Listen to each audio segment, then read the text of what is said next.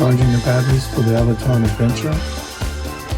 Plan on riding tomorrow, so we're charging the batteries. Alright, both batteries are charged. Ready for the bike ride now.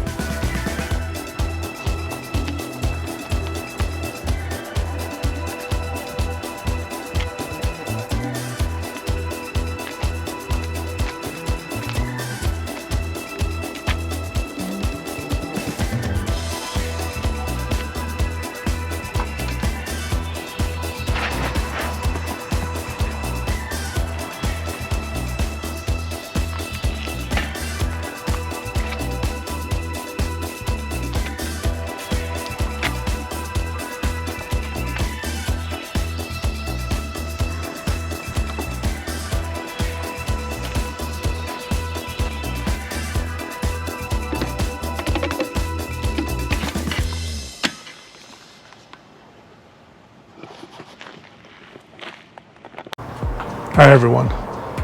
On this video I want to share some information on what I went through in getting a battery replaced, since I'm still under warranty and did not require to pay that $500 to get a new battery.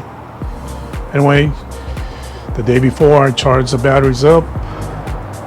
Following morning, loaded up, drove to the riding location, offloaded, set everything up. And our second bike, put on the battery, turned it off, turned it on, and then the power stopped. It just turned off. So I tried it again, turned the power on, and we lost all power. So I took the battery out, checked all the inside of the where the battery is located at, to make sure there was nothing blocking, and I put it back in, installed it, and then turned it back on. The power stopped. It turned off by itself. So I removed the battery and then replaced it. Fortunately, I have a second bike, so I took my battery out and placed it with my battery on the second bike, and it worked perfectly. One of the information they required was the serial number to the battery. If you can see, there's a barcode right here. This is where the serial number is. Then they want to take pictures of this part of the battery, the top of it, the location where you put in your electric cord to charge the battery, right here. I'll have pictures also, and this part of the battery. So basically you will take pictures of each side of the battery when you send them that information.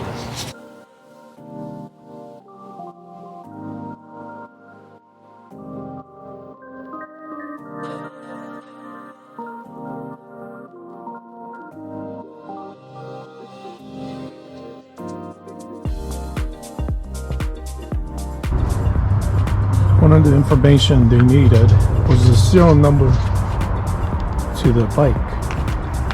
And the serial number is located between the two pedals, right under here. And I'll have a picture of exactly where the serial number is located at. Again, the serial number is located between the two pedals underneath the bike. And also if you kept the tag from your box that it came in, it has a serial number on there also.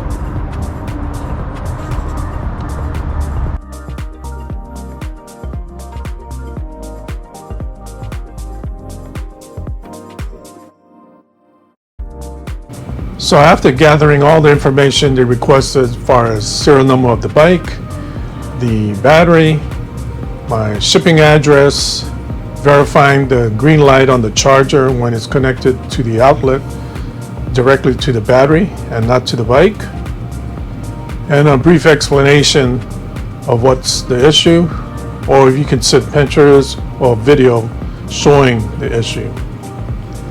And then Once I gave all that, they gave me authorization to send it to an authorized dealer, Aventon dealer, to get it checked by a technician.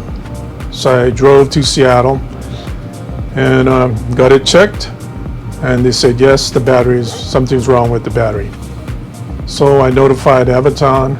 Then a few days later, they said they will process in me getting a new battery, and that I was responsible to dispose the old battery. I received the battery through FedEx, so now I'm going to open it.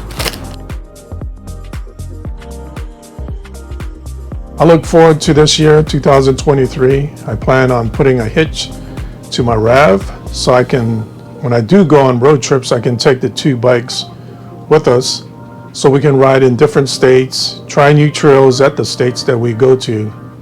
So that should be fun and exciting for 2023. So besides just traveling and visiting sites, we can also take our bikes with us and actually ride the trails. So I hope this video helps you.